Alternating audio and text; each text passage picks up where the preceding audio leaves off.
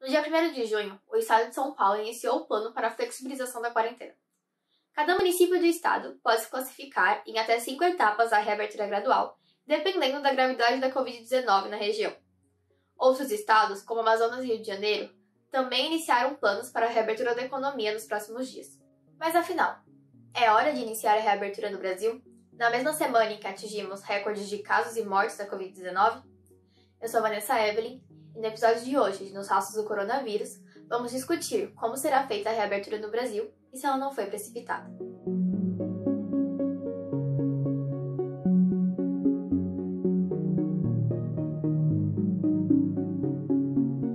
O Brasil está acompanhando a retomada gradual das atividades em diversos países pelo mundo. A Europa, antigo epicentro da pandemia, está se acostumando ao chamado novo normal. Na Itália, parques e jardins foram reabertos. O Coliseu, que estava fechado há 3 meses, reabriu.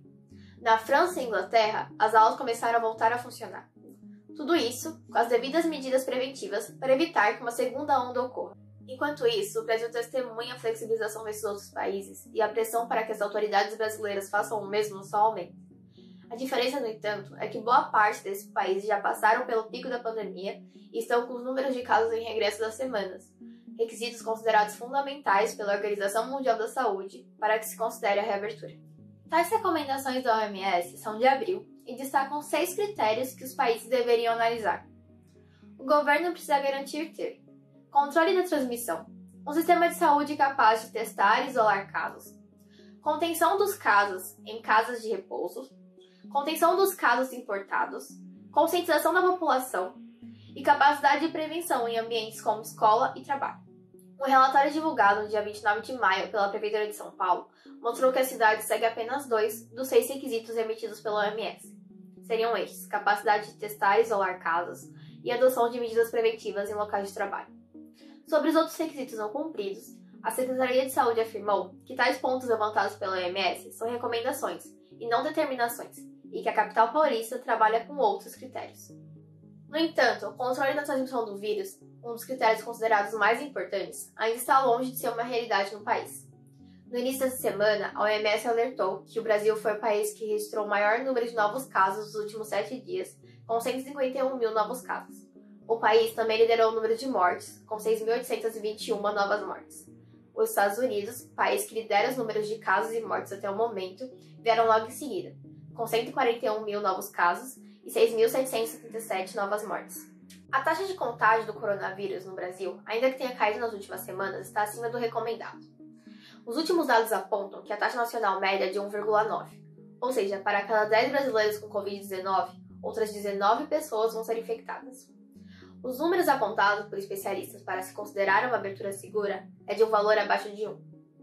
Na contramão desses estados, quem se destaca é a Paraíba, que decidiu aumentar o rigor com o isolamento social, restringindo a circulação de pessoas e veículos na capital e em outros 7 municípios, com medidas que se aproximam ao chamado lockdown. Roberto Krenkel, professor da Unesp, disse em entrevista ao País que a reabertura é incerta. Ele disse, abre aspas, a estagnação da economia é um problema, mas é um problema do mundo inteiro.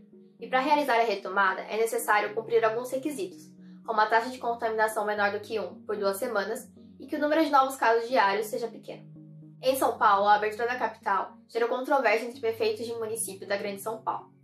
Enquanto a capital foi classificada na fase 2 da flexibilização, municípios da região metropolitana continuaram na fase 1, mesmo apresentando índices de casos e mortes proporcionais à população inferiores aos apresentados na capital. Tal medida coloca em xeque as medidas tomadas pelo governo do estado.